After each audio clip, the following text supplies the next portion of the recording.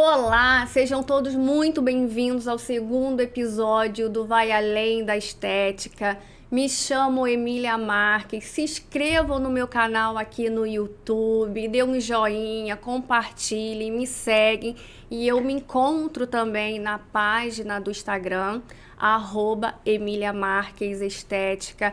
Eu estou muito feliz porque estamos de casa nova e hoje também a minha equipe se encontra aqui, então o dia vai ser incrível.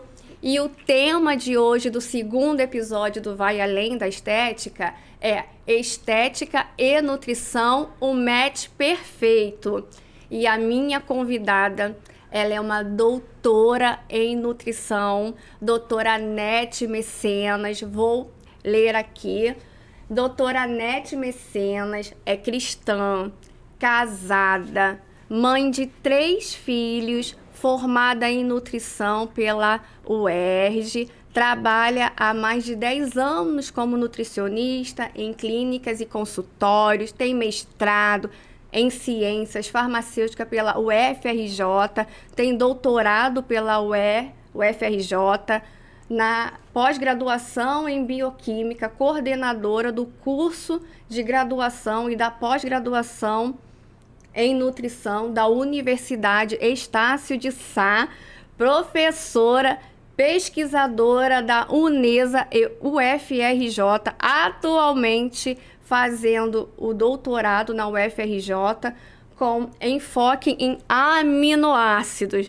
Doutora, falta mais coisinhas aqui, né, sobre o seu currículo, mas seja muito bem-vinda, doutora Anete Mecenas. Será um bate-papo incrível, enriquecedor e muito gostoso. Teremos doçuras em forma de chocolate. Vamos falar sobre eles hoje, que é a sensação da nossa ansiedade, saciedade, né? Assim? Verdade. E é importantíssimo que a gente entenda que a nutrição tem tudo a ver com chocolate, né? Sim. Por que não falarmos do chocolate, né, Emília? Sim, e o chocolate também, doutora, ele traz aquela sensação de bem-estar também, Sim. né? Então não tem como não tê-los na nossa vida. Mas vamos falar logo sobre os saudáveis, os nãos.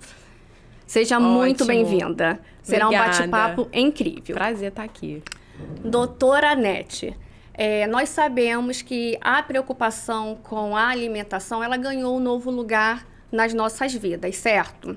Sim. Tratamento estético associado a uma reeducação alimentar, uma dieta equilibrada, dá muito match, né? Muito, nossa, extremamente, né? Importantíssimo a gente alinhar. A gente não pode esquecer que a alimentação ela precisa estar somada, né, a todos os procedimentos que a gente faz. E a estética é importante, assim como eu cuidar da minha alimentação. Então, quando eu tenho uma alimentação equilibrada, balanceada, né, a gente olha um pouquinho lá para o Guia Alimentar da População Brasileira, a gente olha para as recomendações, né, da dieta do Mediterrâneo. Então, eu aumento o consumo de frutas, verduras e legumes, eu tenho uma ingestão hídrica adequada, eu melhoro o consumo de castanha, nozes, amêndoas, né? E aí, isso tudo vai contribuindo para que eu tenha um maior consumo de antioxidantes que dão muito match para a estética. Incrível. E para a nossa pele, né? Muito bom. Falando em pele também, já entrando nesse gancho, sobre ingestão de água. Como é importante, mas eu também percebo lá no consultório a dificuldade dessa ingestão. Eu coloco um reloginho para me alertar, para eu fazer esse consumo. Tem alguma outra dica, de repente? É importante você ter aquela garrafinha, né, Emília? Eu acho que a garrafinha é muito legal, né? Você ter a garrafinha perto de você. Então, comprar uma garrafinha simples, encher aquela garrafinha e tentar esvaziar até o final do dia. Certo. Isso ajuda muito, porque eu consigo controlar. E, normalmente, a garrafinha, ela tem 1 ml ali. Então, se a garrafa tem 500 ml, eu tenho que ingerir 2 litros por dia. Se eu esvaziar 4 vezes a garrafa ao longo do dia, eu consegui atingir a recomendação. Então, é uma dica legal. Legal. Ou deixar a garrafa na cabeceira, né? Ok. Porque aí você tem a garrafinha ali na cabeceira, toda hora você pega, né? Ou em cima do escritório na sua mesa, toda hora você pega. Tá. E aí a gente pode alinhar a garrafinha com o relógio, o timer, né? Que aí ele me lembra de beber água. Copo, a gente acaba não ingerindo. É uma estratégia, mas a gente sempre acaba ingerindo menos. Tá. Mas a gente pode ingerir 8 copos ali de 200 ml e a gente consegue ter um consumo hídrico adequado. Perfeito. Tá bom? A alimentação também ajuda muito nos tratamentos rejuvenescedores, clareadores também, né? Com certeza. O que é interessante a gente pensar, Emília? Que hoje a gente tem um boom, né, muito legal na estética, que são os antioxidantes. Sim. Aliados ao clareamento da pele. Perfeito. Eu tenho uma aluna de mestrado, que está fazendo mestrado comigo na UFRJ, até mandar um beijo para ela, Alessandra Correia, né? Ela é minha aluna de mestrado e ela está trabalhando com plantas da Amazônia com ação anti-aging. Tudo incrível, a ver, tudo a ver. Incrível. Ela coletou várias plantas da Amazônia e está extraindo os antioxidantes dessa planta e avaliando o potencial contra a colestase e a elastase. Incrível. Então, ela está avaliando enzimas como a colagenase, né, que atua, Perfeito. né, sobre o colágeno e, consequentemente, alterando a estrutura da pele, assim como a elastase. E ela tem tido resultados incríveis com esses antioxidantes e a redução dessas enzimas que estão associadas ao envelhecimento. Então, a gente consegue entender que não só olhando para as plantas da Amazônia, quando a gente olha para as frutas, ok, quando a gente olha para as verduras, para os legumes, né? Quando a gente entende que o nosso consumo precisa ser rico em frutas, verduras e legumes, e é isso, que aplicação é essa, né, Emília? Então, acordar de manhã, no seu café da manhã, inserir o consumo de uma fruta. Né? O almoço e o jantar, uma sobremesa, que seja uma fruta. No lanche da tarde, uma fruta. Se você conseguir manter esse consumo ou aumentar o teu consumo de verduras e legumes no almoço e no jantar, um alface e um tomate, por exemplo, você já começa a melhorar o seu consumo de antioxidantes, vitaminas e minerais, que são importantíssimos, né? Incríveis. Para essa questão da pele. Tem gente que não se adapta a uma fruta, alguma Exatamente. fruta e algum legume. Tem alguma substituição que a gente possa... Então, a gente pode trabalhar com possibilidades de tornar essas frutas e essas verduras e legumes mais atraentes, que são as receitas. Eu tenho paciente no consultório que ele não consegue ingerir mamão, mas ele consegue comer mamão numa salada de fruta. Então, tudo é a combinação, né? O paciente não consegue ingerir chuchu, mas ele consegue comer um quiche de chuchu. Então, o nutricionista traz muito essa possibilidade de aplicação de receitas de forma que eu consiga aumentar a ingestão de frutas, verduras e legumes. De fato, a gente precisa melhorar. Mesmo que a gente comece por aquelas frutas que são mais comuns e consumidas pela população brasileira, que é banana e maçã. A gente vai trabalhar com a banana e maçã. Eu adoro. Né? A gente precisa estimular esse consumo, porque se a gente for olhar as pesquisas, né, que trazem os dados de consumo de frutas, verduras e legumes pela população brasileira, que é a POF, Pesquisa Orçamentária Familiar do IBGE, que ela faz uma análise desde 2004 do consumo de frutas, verduras e legumes da população e outros alimentos. A gente consome uma fruta por semana e olhe lá. Então, um hábito, né? Então, o hábito é muito importante. E pensar em receitas que a gente possa trabalhar a característica sensorial dessas frutas, verduras e legumes e atraia mais, né? E a gente consiga comer melhor. Ser mais criativo. Mais criativo. E buscar cada vez mais inserir essas frutas em receitas e preparações. Então, uma salada de fruta, de repente uma fruta com uma granola, de repente uma fruta dentro de um iogurte.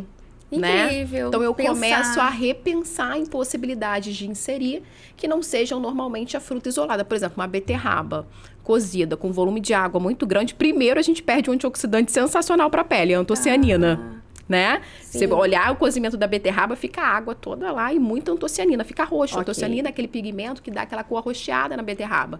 Fica todo na água de cocção. Então, se eu faço ao vapor, eu preservo mais. É mais uma dica aí para preservar um antioxidante importante para a pele. Que bacana. Mas, além disso, se eu faço com muita água, ela fica pálida. Então, uma beterraba, né, em que eu ralo aquela beterraba, ela fica muito mais atraente do que uma beterraba cozida pálida. Então, às vezes, a forma que a gente pré-prepara ou prepara o alimento traz uma possibilidade da gente conhecer melhor a característica sensorial dele, o paladar, o sabor, e fica mais atrativo, né? Muito legal. Gostei demais e vou até repensar na minha forma de me alimentar melhor. Sim, é ser criativo mesmo. Exatamente. Porque às vezes o dia a dia também deixa a gente muito tipo, vamos no automático, né? E não é assim. Vamos falar de emagrecimento? Vamos. Emagrecimento. É o grande vilão a ansiedade? Ou não necessariamente ela se enquadra, ela é o causador de eu não conseguir emagrecer, por exemplo? O emagrecimento, ele tem vários fatores, né? O excesso de peso tem vários fatores. A obesidade é uma doença multifatorial. Sim. Então, a gente tem ali, dentre esses fatores, né? Por ser uma doença multifatorial, que na maioria das vezes causa para mim a necessidade de perda de peso, sobrepeso, obesidade. Consequentemente, um desses fatores são os fatores emocionais e psicológicos, né, de uma forma geral. Sim. Então, a ansiedade, ela traz para mim, normalmente, distúrbios nutricionais. muitas das vezes associada aos transtornos. Então, isso leva à compulsão alimentar e eu consumir excessivamente esses alimentos. Então, primeiro tem essa vertente, os fatores psicológicos associados à minha compulsão alimentar e eu comer de forma exagerada. Depois tem outros fatores, uma dieta desbalanceada, pobre em magnésio, né, que é um mineral importante para o controle da insulina. E a insulina está associada ao quê? Ao maior desejo de comer alimentos ricos em açúcar. Ok. Então, uma dieta desbalanceada em magnésio, que aí quem a gente puxa logo o gancho, frutas, verduras e legumes com ingestão baixa. Perfeito. Um consumo desequilibrado em triptofano, que é um aminoácido importante como secretor do neurotransmissor, que é a serotonina, e é que a gente chama de quê? O hormônio do bem-estar, do humor. Quando eu tenho menor consumo de queijo, de feijões. E a gente tem visto muito isso. A população não tem mais consumido arroz e feijão. Não, estamos aí meio perdidos, É, né? a gente está cada vez mais no lanche da noite. Perfeito. E esse lanche da noite é normalmente uma bisnaguinha com requeijão e um achocolatado. É. A gente está perdendo muito o alimento natural e aumentando muito o consumo do alimento ultraprocessado. Sim, Pronto e verdade. prático na mesa, que tem muito açúcar, muita gordura. E aí, o que faz? O que acontece? Eu acabo reduzindo o triptofano, que é um hormônio do prazer, e isso contribui mais ainda para a minha ansiedade. Então, dieta desbalanceada associada à compulsão alimentar. Aí é bem mais difícil eu conseguir sustentar um emagrecimento. Entrando nesse gancho, doutora Anete, emagrecer é caro. Se alimentar saudavelmente é caro. Fazer uma dieta ali balanceada, o básico, é caro. É interessantíssima essa pergunta. É caro quando a gente complica. Comer é simples.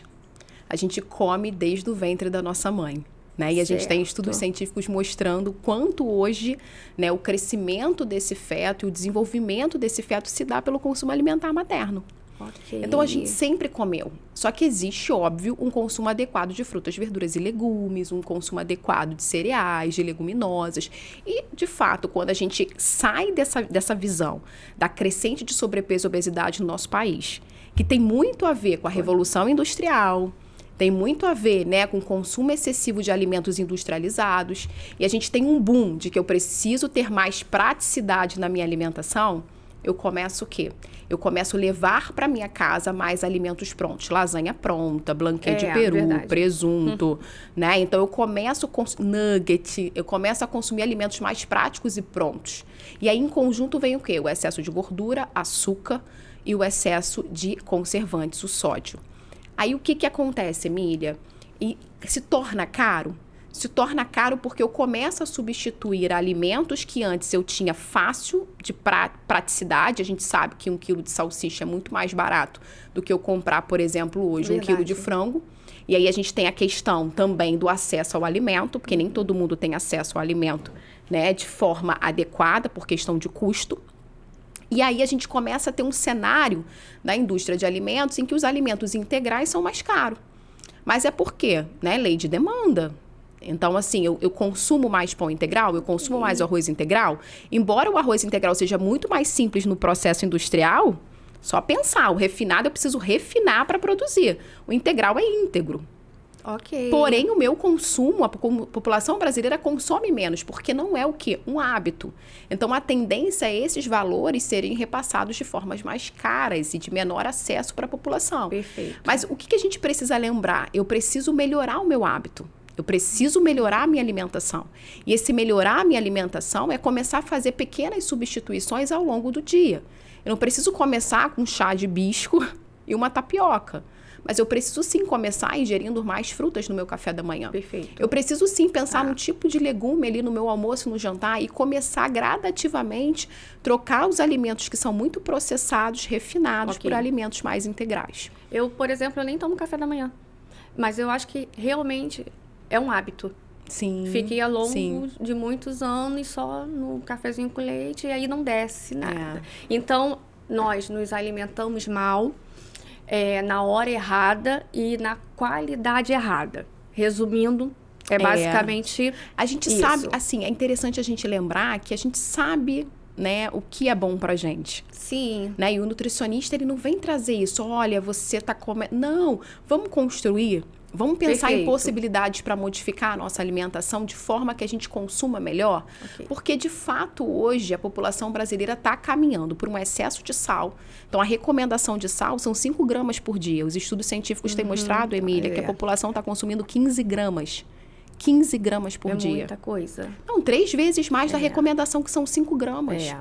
Prestar Né? atenção. Então, a gente está consumindo muito mais sal, mas assim, Anete, eu estou adicionando ali no alimento. Não, você está consumindo nos alimentos industrializados. Ok, então, pouquinho, no final É, daí na esse somatizador- lasanha, na salsicha, no blanquete de peru, no peru, né? No nugget, você está ingerindo no alimento industrializado. Pessoal, vocês escutaram a doutora? Vamos reduzir o consumo de sal nas pequenas coisas diárias durante o dia. Vamos prestar mais atenção. Isso serve até para mim também. Doutora, falando então nessa reeducação alimentar, nessa dieta balanceada para quem é disciplinado, tá direitinho, tá com a mente alinhada. O dia do lixo, ele existe? Ele é permitido? Ou não, é uma besteira? Porque a gente acaba desfocando. Porque tem gente que eu atendo que entende o dia do lixo, que ele pode comer tudo que ele não comeu durante a semana. Bate. Não faz muito sentido. Sentido, né? Emília, eu também sinto um pouco disso, né? Porque Sim. quando eu olho para uma dieta, faz sentido. Porque ela é restritiva. Perfeito. Então, ela tira meu prazer em comer. Isso, sim. Então, quando eu não tenho prazer em comer, eu normalmente quero substituir por algo que me dá prazer. Perfeito. Então, é importante construir com esse paciente as escolhas. Ok. E aquilo que ele gosta. E a partir daí, aquilo que ele gosta, você ir trabalhando com a qualidade nutricional. Perfeito. Porque muitas das vezes a gente não conhece muito bem aquilo que a gente está comendo. Sim. Ou se conhece, a gente escolhe porque a gente tem um afeto. A comida é afetiva. Sim. Né? A comida, você falou perfeitamente. Poxa, a ansiedade atrapalha o emagrecimento? Sim, porque como eu lido com as minhas emoções e me relaciono com a comida em relação às minhas emoções, vai ter um efeito Isso que direto. eu ia falar, a gente come. É aquele ditado que a gente escuta mesmo, a gente come na alegria e na tristeza. Exatamente. Ou a gente tá tudo junto, misturado, e eu quero comer porque eu nem tô com fome, mas eu vou comer. Isso exatamente existe, né? Totalmente, assim, é só a gente entender um pouquinho mais o paciente, e esse meu tempo aí de mais de 10 anos em consultório, eu escuto o tempo todo, né? Eu tinha uma paciente que ela teve uma situação específica com a mãe que trabalhava embarcada. E ela sentia muita saudade da mãe na infância. Toda vez que a mãe voltava, a mãe trazia o quê? Guloseimas, né? Doces.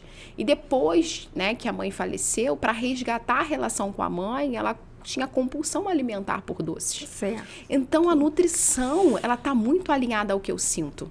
A relação com o alimento está muito aliada ao que eu sinto. Então, não é simplesmente restringir do paciente. É mudar o comportamento alimentar. Isso demora com o tempo. Mas, consequentemente, vai trazer modificações multifatoriais. Né, psicológicas, né, culturais, sociais, que vai contribuir para que esse paciente consiga manter essa modificação. Mas, doutora, existe alguma forma de gente se alimentar feliz? Tipo, Sim. feliz. Tem, ó. Acordei, vou tomar meu café. Podemos. Quando a gente constrói esse plano alimentar com o paciente, modificando e entendendo a realidade dele, é possível sim, porque a gente vai inserir alimentos que ele gosta. Ok. Né? Então, a gente pode pensar em formas de preparação diferente desse alimento. Ah, eu não posso comer pão. Hoje a gente tem aí, né, muito esse mito, a pão engorda. Sim. Gente, o pão não engorda. Não engorda? Pão não engorda. Não, pão não engorda. Tudo é a quantidade de pão. Já fiquei muito feliz. Exatamente. Você já pode comer o seu gente. pãozinho em paz no café da manhã. Tudo é a quantidade. Ok. Tudo é a quantidade. O que é pão? Farinha de trigo, leite, ovo, manteiga. Mas a farinha de trigo, ela é inflamatória. Não tem nenhum artigo científico comprovando isso. Nenhum. Ah, mas o processo de produção do nosso grão mudou. Não, o refinamento continua igual. É refinado. Melhora a qualidade nutricional. Coloque um trigo integral. Tá. Então, a senhora está falando que o pão, ele é permitido, porém... qual a quantidade? Ótima pergunta. A quantidade é muito individual, mas normalmente, se for um pão de forma, 2 fatias de pão. Integral? Né? Integral de preferência. Sempre os cereais, sempre de preferência os cereais integrais. Sempre de preferência os cereais integrais. Por quê, Anete? Só a gente pegar na característica do grão. Um grão, ele tem a casca do grão, Dentro do grão eu tenho um nomezinho que é dificinho, que é aleuroma, mas nada mais é do que a concentração de vitaminas desse grão. Quando eu tenho o trigo refinado, eu retiro a casca. Então, eu reduzo vitaminas, minerais e fibras que são importantes para o funcionamento do nosso intestino e para a melhora da glicose e do colesterol. Incrível. E aí, quando eu tiro aquela partezinha de dentro, porque também acontece isso com o trigo branco, que é o aleuroma, eu tenho menos vitamina E, que é excelente para quê? Para a pele, né? Então, que é o potencial antioxidante. Pãozinho integral de manhã. Sim. Com queijinho light. Um queijinho branco. Um cafezinho, já começa o meu dia. E uma fruta. E uma fruta. E uma fruta. E uma Emília fruta. Marques, não podendo esquecer de uma fruta. Já conseguimos equilibrar bastante vitaminas. Vou levar pra minha vida, prometo. Doutora Nete, tá sentindo o cheirinho? Nossa, gostoso demais. Aqui no estúdio, gente.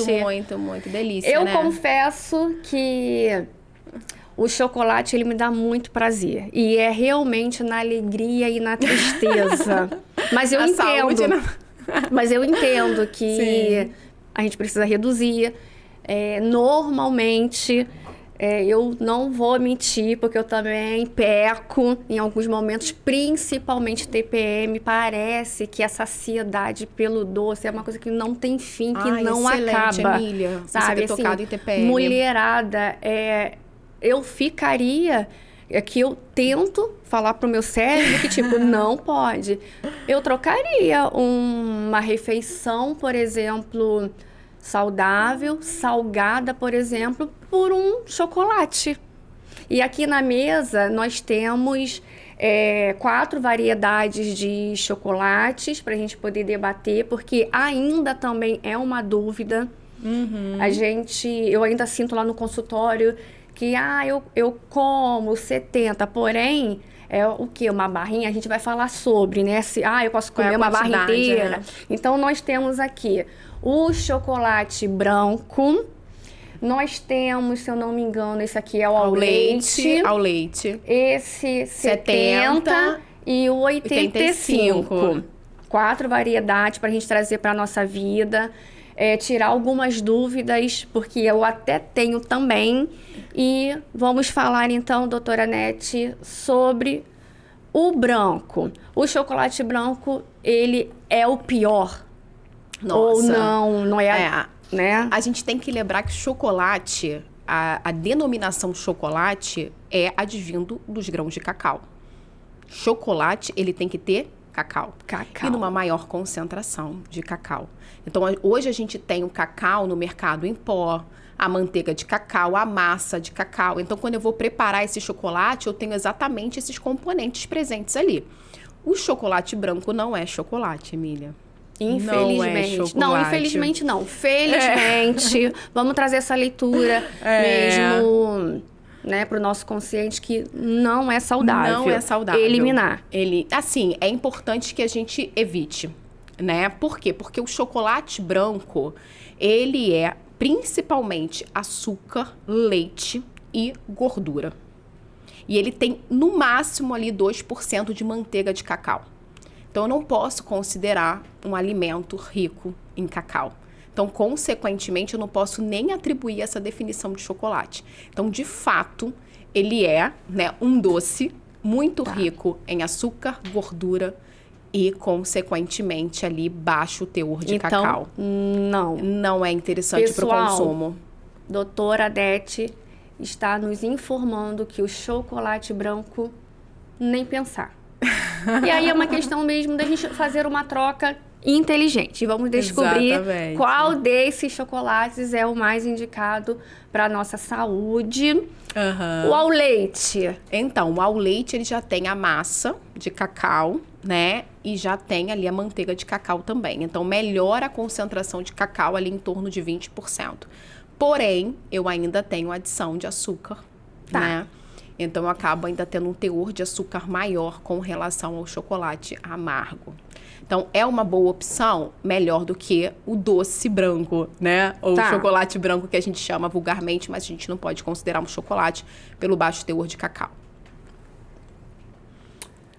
70. Ótimo. Aí a gente já começa a falar melhorar um pouco, da qualidade né? Então, nutricional. vamos. É muito Sim. interessante quando a gente fala de chocolate lembrar dos antioxidantes. Sim. Que tem muito a ver com a estética, Perfeito, né? sim. Tem muito a ver com a questão do envelhecimento celular, que tem a ver com o envelhecimento da pele.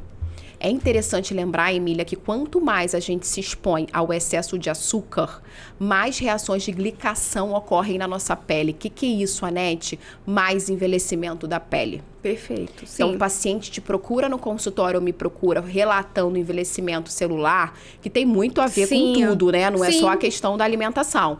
Mas muitas das vezes ele tem um consumo muito rico em açúcar. Perfeito. Isso faz com que o envelhecimento celular, o envelhecimento da pele seja pior. Era algo que eu ia mesmo até entrar no gancho, porque existem procedimentos estéticos que não é permitido carboidratos, gorduras e frituras. Não pode. E lá no consultório, eu sempre falo, você está disposto? Porque se não tiver, vai gastar o dinheiro, não vai fluir, eu não vou ter resultado. Então, eu sempre jogo com a honestidade, porque as pessoas não levam muito a sério essa questão da produção de colágeno. Eles não entendem que a gente perde todos os dias. E aí é uma dificuldade, novamente, para a gente repor o colágeno, a elastina, para a nossa pele. Mas o 70, então, ele é o... Isso. E aí, recomendado. A gente, é exatamente isso. Porque se o chocolate branco e o chocolate a leite eu tenho mais açúcar, é interessante eu pensar o quê? Na composição nutricional. Os 70% tem maior concentração de manteiga e massa de cacau. Então, eu tenho 70% de cacau. E aí, o cacau traz para mim o quê? Por que é importante valorizar a composição do chocolate e o teor de cacau? Os compostos fenólicos, que são antioxidantes, que têm essa ação direta na pele e no envelhecimento celular. Só isso, Anete? Não. Eles são extremamente importantes para a prevenção das doenças cardiovasculares. Né? Um chocolatezinho, 25 gramas, aumenta o fluxo sanguíneo para o nosso corpo como um todo. Olha que incrível. Reduzindo o risco de doenças cardiovasculares, elevação da pressão arterial. Eu fiz um trabalho, participei de um trabalho no Pedro Ernesto, de uma equipe, né, que trabalha especificamente com hipertensão arterial, e a gente fazia um estudo de caso controle com 25 gramas de chocolate 70%. E avaliamos ao longo prazo que os pacientes hipertensos reduziram a pressão arterial. Incrível. Já olha que adorei. legal, olha os benefícios, né? Então, a senhora está me falando que esse tabletinho aqui de 70, isso, ele ainda ajuda a melhorar a pressão arterial, a glicose e, consequentemente, contribuir para reduzir o envelhecimento celular. Óbvio, contribuindo para reduzir o envelhecimento da pele. Existe uma quantidade? 25 gramas, então é um tabletinho mesmo. Seria esse tabletinho aqui? Isso aí. Por dia? Por dia. É o ideal, tá? E aí a gente olha para ele e fala, só posso consumir... Só é 25, só né? Só isso aqui, doutora? Então, tudo depende de uma alimentação equilibrada. Ou eu falaria, né? Então, não, assim, você ainda está tendo a oportunidade de consumir 25 esse tabletinho, gramas. né? A gente tem que tirar esse olhar de dieta. Né? Gente, é incrível. Porque quando a gente consome de forma equilibrada, a gente tira esse olhar de dieta. Eu tô restringindo. Não, eu tô melhorando a qualidade. Então, se eu comeria uma barra de chocolate branco, que agora eu estou consumindo, né? Uma barra de chocolate amargo, eu estou melhorando a qualidade, mas eu preciso ainda repensar na quantidade. Então, é importante, né, buscar um profissional de nutrição, fazer um plano alimentar, fazer um acompanhamento para a gente ter esse controle aí dessa qualidade nutricional. Mas se eu consumia uma barra de chocolate branco e agora eu estou consumindo de chocolate 70%, é um avanço muito grande. E levando em consideração também que a gente ainda ajuda na questão de saúde. Porque não é só saciar uma vontade, um desejo, e é interessante pensar, excelente pergunta, é interessante pensar que o cacau, ele também, né, ele tem uma concentração de triptofano. Olha aí a TPN. Então, eu vou ter um controle maior das minhas emoções. Isso. Então, eu já gostei. 70% é muito legal. Eu vou ouvir o 80%, porque o 80% realmente ele não faz parte do dia a dia. É muito difícil. Para mim, foi até uma novidade saber que existe... Eu já tinha ouvido, mas como não é uma rotina, assim, né? Que a gente sempre fala 80... Eu falei, realmente, existe 85, então vou trazer o 85 pra gente falar sobre ele também. Ele já é acima dos 70, então acredito eu que ele entra na casinha dos saudáveis. Excelente. Excelente. Excelente. É, muito bom, assim. Quanto mais concentração em cacau, mais compostos fenólicos, mais antioxidantes. É interessante pensar que 85% e 70% ele ajuda muito nessa questão do paladar doce. Porque o que te faz comer doce são N questões, mas também o paladar. Ok, Né? sim. Quando a gente tem um paladar mais doce, a gente quer tudo muito doce. Quando a gente começa a melhorar ali em torno de 2 semanas, tá, Emília? 2 semanas os estudos científicos dizem que se você começa a melhorar o seu consumo de cítricos e amargos, você começa a melhorar teu paladar doce. Olha que legal. Por gentileza, repete, por favor. 2 semanas você ingerindo 25 gramas de chocolate amargo e aumentando o consumo de laranja, tangerina, abacaxi, alimentos cítricos, ajuda a controlar a vontade do doce, do paladar doce. Então, quanto mais amargo, menos vontade de doce eu tenho. 85, 70, né? Então, quanto mais... Aí, assim, mas eu não consigo, porque o meu paladar é muito doce. Começa com 60%. Ah, ok. Né? Vai de pouquinho em pouquinho. Quem sabe um dia você chega a 85, né? Porque o seu paladar mudou. Mas você pode. Então, vou até falar aqui pro pessoal de casa. O recomendado é o 70 diariamente. Esse tabletinho aqui, com certeza, sacia, né? Vamos levar para ele, vai saciar.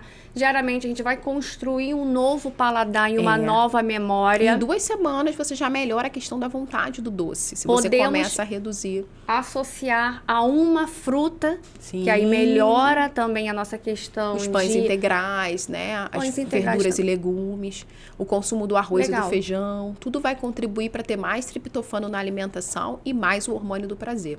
Incrível. Eu já quero esse hormônio do prazer diariamente, então, na minha vida, com 70, ou futuramente criar um paladar para o 85. Que é uma construção, né? Mas é muito importante, porque quanto mais concentrado em cacau, mais antioxidantes, mais benefícios para a saúde. Vou engatar aqui. Não acredito que tenha alguém que não goste de chocolate. Mas vamos levar em consideração que alguém aí no mundo não gosta de chocolate. Existe alguma fruta legal que a gente possa, de repente, fazer uma substituição? Ou alguma sobremesa? Algo que, para poder saciar... eu não tenho chocolate aqui no momento comigo, mas alguma coisa eu posso, enganar o cérebro. Algo. Sim, eu não gosto de chocolate e quero ter os benefícios dos antioxidantes. Por exemplo, né? Frutas. Né? Frutas são boas alternativas, porque os compostos fenólicos estão em todas as frutas. A cor da fruta, o pigmento da fruta, diferentes cores da fruta, o avermelhado da maçã, o roxo da uva, são os compostos fenólicos que tem no cacau. Então, o benefício da pressão e do açúcar também está com a cor das frutas e os diferentes tipos de fruta. Mas eu não vou comer uma fruta de sobremesa, né? Não é muito o meu perfil, né? Então, é interessante que a gente busque consumir mais alimentos que sejam mais próximos do nosso paladar. Perfeito. Né? Então, por exemplo, eu gosto de ingerir banana. Né? Mas eu não gosto de comer ela crua. Então, você pega a bananinha, dá uma grelhadinha no micro-ondas, polvilha uma canela e faz ela no micro-ondas. Incrível. E aí você já muda o paladar. Você dá uma grelhada no abacaxi, pega uma frigideira, dá uma grelhadinha. Por quê? Porque o açúcar do abacaxi já carameliza. E aí, é que nem abacaxi assado, né? Você já tem uma caramelização ali, o sabor é mais interessante. Perfeito. Ou então, eu não gosto de fruta in natura, né? A gente já viu que tem o micro-ondas e tem a frigideira. Eu posso fazer uma surpresinha de morango, né? Então, eu adiciono ali um creme de leite light, né? Adiciono ali um pouquinho de granola, passas e faço ali uma surpresinha de morango, uma surpresinha de uva. Temos, então, opções. Posso congelar a uva. Não sei se você já fez, doutora, né? mais dicas. Eu posso congelar a uva, fica uma delícia. Depois eu como a uva congelada, ela fica com uma consistência mais viscosa, parecendo um sorvetinho. Posso congelar a banana e o morango e fazer um mousse de banana e de morango, né? E aí eu adiciono ali a banana com leite, eu adiciono ali o morango com leite, eu faço mousse só congelando, por conta da fibra da banana e do morango. Para mim, fica até mais fácil, até lá no consultório, para uma sobremesa de tarde. a bananinha, então com canela, no micro-ondas já sacia a minha vontade de comer um docinho. Sim, Gostei. E é prático, né? Ou então o próprio iogurte, né? Um iogurte ali com uma granola. Sim. E aí como opção de café da manhã ou de lanche da tarde. Né? Ou o próprio iogurte com uma fruta cortada. A fruta também, então, durante a tarde. Sim. Falamos dela de manhã. Isso. Tarde também, ela, então, de repente, inclui numa... no lanchinho da tarde. Isso, é uma alternativa com iogurte. Ok. Né? Porque aí é interessante que a gente acabou não abordando, mas as proteínas são muito importantes para a pele, para a saúde estética, né? Por conta do colágeno também. Sim. Então, o consumo de proteínas associados à fruta, tem um consumo de proteína e vitamina C. Que é precursora de quê? De colágeno, aumenta a síntese do colágeno, a firmeza da pele. Perfeito. Então, o iogurte associado a uma fruta, né? Eu, consequentemente, aumento vitamina C e aumento proteína. É bem interessante. Muito legal. Da tarde. A laranja, que a gente... Porque, assim, né? Tá muito na modinha, mas não é modinha. Trazendo para uma leitura estética, vitamina C. É um poderoso antioxidante. A ingestão dela diária, ela também ajuda... Na laranja ou em cápsula? Na laranja? Vamos falar das duas, porque é uma dúvida também. Excelente. Sim, a fruta, acredito que sim, mas a senhora dá uma informação. E realmente as em cápsulas, eu também tenho um pouco de dúvida se a absorção ela é total ou se ela é interrompida. Sim, ótimo. O ideal é que a gente consuma fruta. Então, assim, uma laranja por dia você já atinge a recomendação de vitamina C. Ok. Uma laranja por dia. A vitamina C advinda da suplementação, ela tem um valor muito alto, né? Então, eu tenho ali em torno de 1.000 miligramas. Isso acaba gerando uma perda considerável na urina para eliminar essa vitamina C, gerando a formação de cálculos renais. Perfeito, é verdade. Então, você sobrecarrega a função renal e você não consegue absorver 1.000 miligramas, 1 grama de vitamina C, então, porque a recomendação é muito baixinha, né? Em miligramas. Então o consumo de uma laranja, o consumo de brócolis, né? O consumo de alface e tomate, o consumo de mamão, né? O consumo de acerola, que é mais restrito, nem sempre a gente encontra mais congelada, mas o consumo de vegetais folhosos escuros, laranja, tangerina, abacaxi, mamão, né? Porque aí eu tenho vitamina A também, né? Que é importante, além da vitamina C, com essa ação antioxidante para a pele. Perfeito. Né? Então, mamão. Já gostei. Né? Tudo isso vai estar contribuindo para uma saúde da pele melhor do que simplesmente tomar a cápsula. E além do dinheiro, então... mal investido. Perfeito. E que você acaba aumentando o risco de cálculo renal. Perfeito. Metabolismo lento, ele existe... É verdade, vamos falar um pouco sobre ele e como acelerar também esse metabolismo. Vamos falar do metabolismo lento, existem alguns fatores. Normalmente, o metabolismo lento, ele está muito associado à má alimentação, certo? Também a má alimentação, mas vários outros fatores, né? Então, a taxa metabólica basal, que é o gasto, né, basal para manter o teu corpo funcionando, tem muito a ver também com a perda de massa muscular. Então, ao longo dos anos, né, a partir dos 35 anos em especial, a gente vai perdendo massa muscular. Em torno de 10%, né, anual aí. E essa perda de massa muscular vai contribuindo para desacelerar o nosso metabolismo. É só a gente observar um idoso que não tem prática de atividade física. Normalmente, ele tem uma perda considerável de massa muscular e um acúmulo de gordura na região abdominal. É verdade, sim.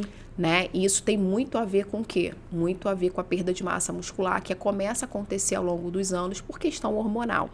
Sim. Então, o que a gente precisa entender? Se eu não pratico atividade física, se eu tenho um consumo inadequado de carboidratos, né? Um consumo inadequado de proteínas, consequentemente, eu vou estar estimulando o meu corpo a catabolizar essa proteína. O que é isso? Quebrar essa proteína.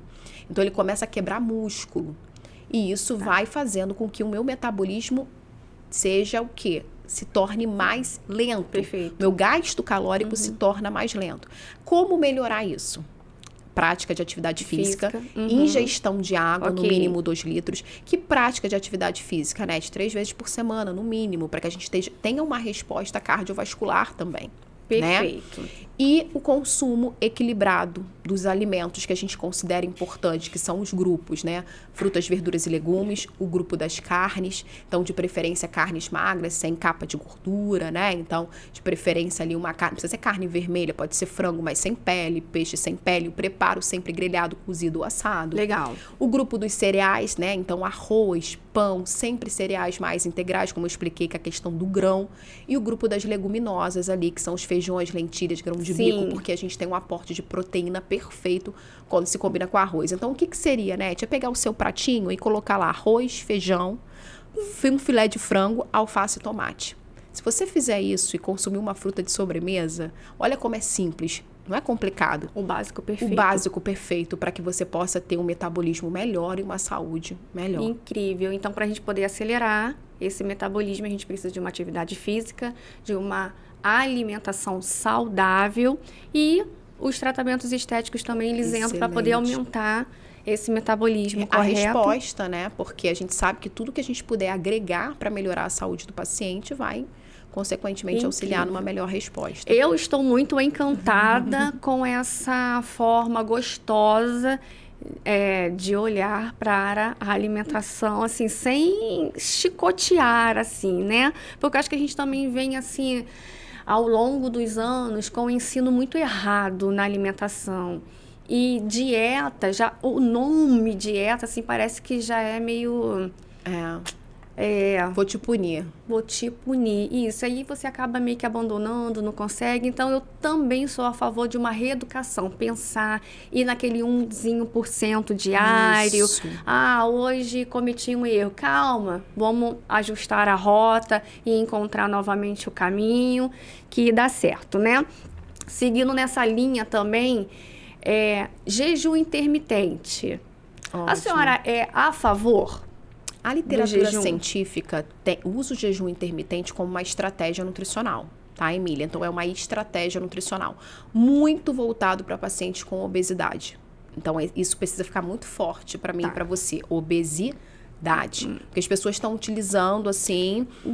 Diariamente. Não tem, às vezes não tem nenhum sobrepeso, nenhuma obesidade, né? Tem ali um peso adequado e adota o jejum intermitente para ir para academia. Os efeitos são maléficos, né? Os efeitos são ruins. Sim. Você utilizar a prática do jejum, né? Ou ir em jejum para uma prática de atividade física, se você não tiver um excesso de peso, é pior para a sua saúde em relação à massa muscular, né? Você pode ter uma perda maior de massa muscular. Então, existe uma aplicação para o jejum intermitente que tem muito a ver com a questão da glicose e do colesterol total. Então, assim, se eu tenho uma glicose muito elevada, um colesterol total muito elevado, acima da recomendação, né? Uma glicose acima de 100, né, miligramas por decilitros, um colesterol acima de 200, né? Consequentemente, eu posso me beneficiar desse jejum. Por quê? Porque eu tenho uma resposta metabólica melhor. Eu controlo melhor isso. Tá, Nete, mas eu tenho glicose elevada e tenho colesterol elevado e tenho peso adequado. Eu vou me beneficiar? Não. Melhora a qualidade nutricional da sua alimentação, porque dependendo da situação pode até contribuir para um consumo menor de vitaminas e minerais, porque você vai ficar um tempo sem comer. E isso tem um efeito até prejudicial para o controle da glicose. Agora, para pacientes obesos, né, ou pacientes com doenças inflamatórias ou doenças imunes, né, artrite reumatoide, por exemplo, né, que gera dor. Parece que na literatura científica tem uma associação com a melhora da dor desses pacientes, né? E, consequentemente, melhora ali da glicose, do colesterol e do emagrecimento, mas tem uma aplicação, né? O jejum intermitente é uma estratégia nutricional que o nutricionista usa com o objetivo de auxiliar no emagrecimento, principalmente de pacientes obesos. Então, a gente tem que ter um cuidado, né? Tem que ter esse olhar cuidadoso. Então, o jejum, ele é mais voltado para a obesidade. Muito mais para a resposta inflamatória exacerbada que a obesidade causa. E aí, a gente precisa acompanhar isso de perto, porque nem todo mundo adere, Emília. Perfeito. Por exemplo, eu, né, ao longo desses 14 anos, é uma luta você ensinar, né? Eu não sou da área, né, de nutrição, o pouco que eu tenho dia a dia, vivência, né? Ali. Isso. E sempre falo porque existe a biopendância. E a gente também tem que prestar muita atenção na gordura do fígado. Que muita gente nem faz exame. Sabe e não ligam também. Ah, vou comer. E aí, quando dá na telha, inventei de fazer um jejum de um dia para o outro. E aí eu, né, percebo dores estomacais muito intensas, que não tem fim, que possivelmente deve ser por essa falta, né, de uma orientação de um profissional acompanhando, né? Perfeito, porque também não adianta fazer o jejum intermitente por conta própria.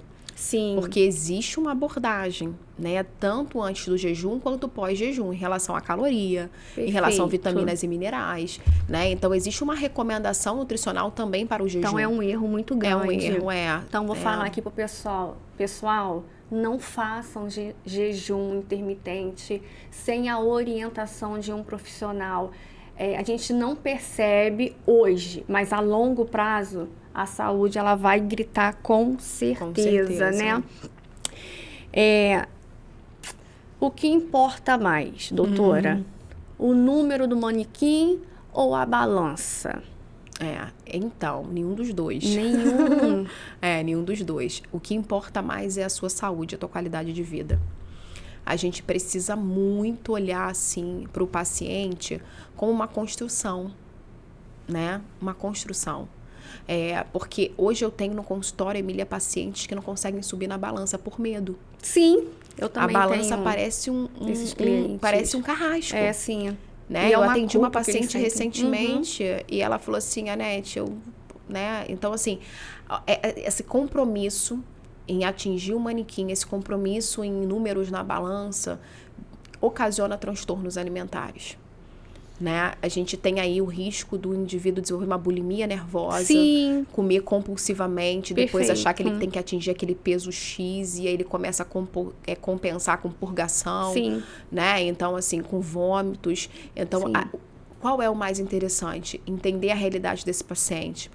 Entender que o sobrepeso e a obesidade, ele se dá pela mudança de comportamento alimentar. Perfeito. Mudança de realidade mesmo, mental, né? Exatamente. De saúde mental também, né? Cuidar de um todo, porque o excesso de peso na população tem muito mais a ver com a industrialização dos alimentos. Verdade. O acesso. Hoje a gente tem uma nova rotulagem nutricional, que agora a gente tem uma lupazinha, né? Em que ela diz o excesso que tem daquele alimento. Então, excesso de gordura saturada, já tem até nos chocolates, excesso de gordura saturada. Então, eu tô comprando e eu sei. Eu tô levando, porque antes eu não conseguia entender aquele rótulo. Existe Agora tem essa lupa, aí fica uma lupinha, aí você vai ver a lupinha em cima, né, da embalagem, vai estar lá, rico em gordura saturada. Adorei. Então, você já compra já sabendo que tem mais gordura. Mas eu não sei o que é gordura saturada, né? Hoje, todo mundo consegue dar um Google rapidinho e tá lá, gordura saturada. Perfeito. Que, de fato, o excesso dessa gordura saturada tá associado às doenças cardiovasculares. Então, hoje, a gente teve uma regulamentação que foi um ganho para a população brasileira, dessa forma da rotulagem se aproximar. Então, assim, trabalhar mais essas questões de mudança de hábito. Perfeito. Né? Trabalhar mais essas questões de uma fiscalização melhor, né? Dos produtos que estão sendo comercializados pela indústria através da rotulagem.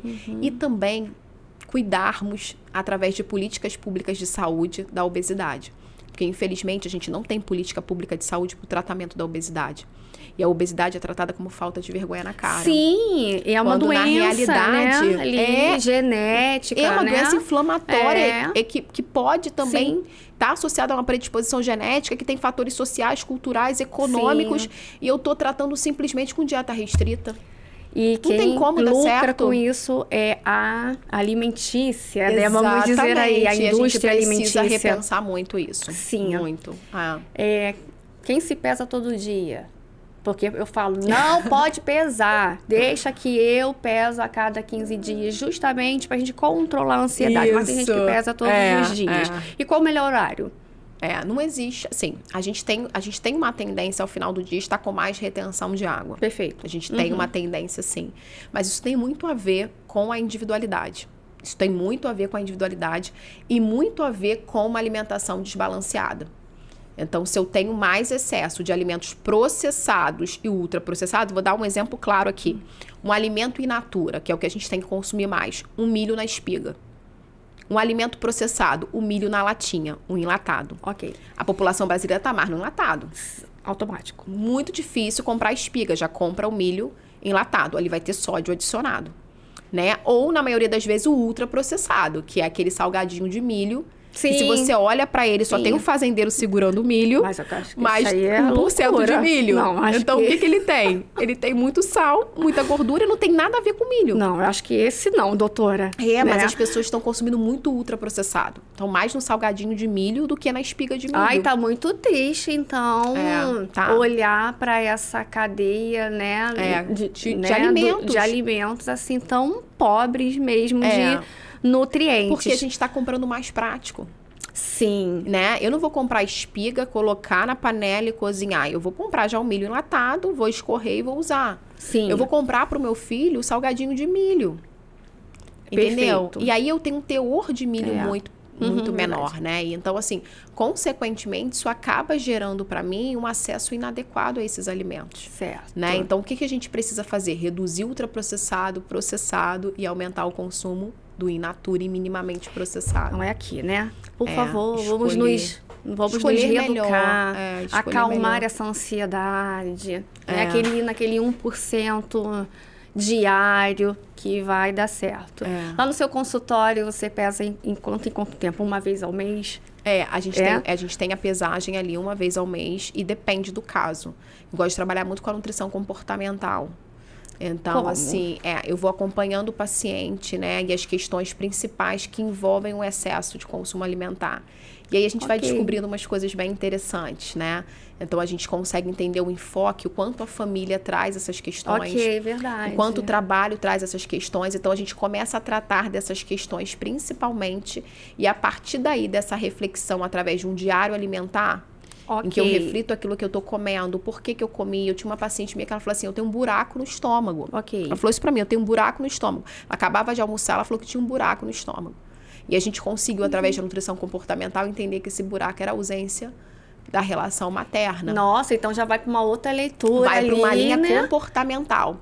E aí, óbvio que eu tenho a dietoterapia. A gente faz dietoterapia, a gente calcula o plano alimentar, a gente prescreve. Nossa, gostei. Mas a gente tenta entender as questões que levam o paciente a ter esse excesso. E aí eu evito mesmo, sabe, Emília, pesar o tempo todo ou trazer essa balança como algo que vai resgatar uma punição. Perfeito. Né? E construir com esse paciente, de fato, a perda de peso. Ele perde peso? Perde. Vai perder, porque eu faço a restrição calórica, Perfeito. mas com equilíbrio, de forma que ele consiga Gostei continuar. muito. Eu sou uma falsa magra.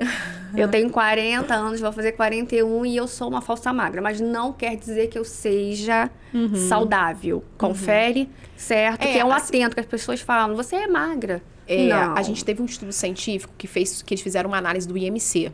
Né? O IMC é o peso dividido pela altura ao quadrado e eu tenho um índice. Aí eu classifico ali, né? Peso adequado, sobrepeso e obesidade.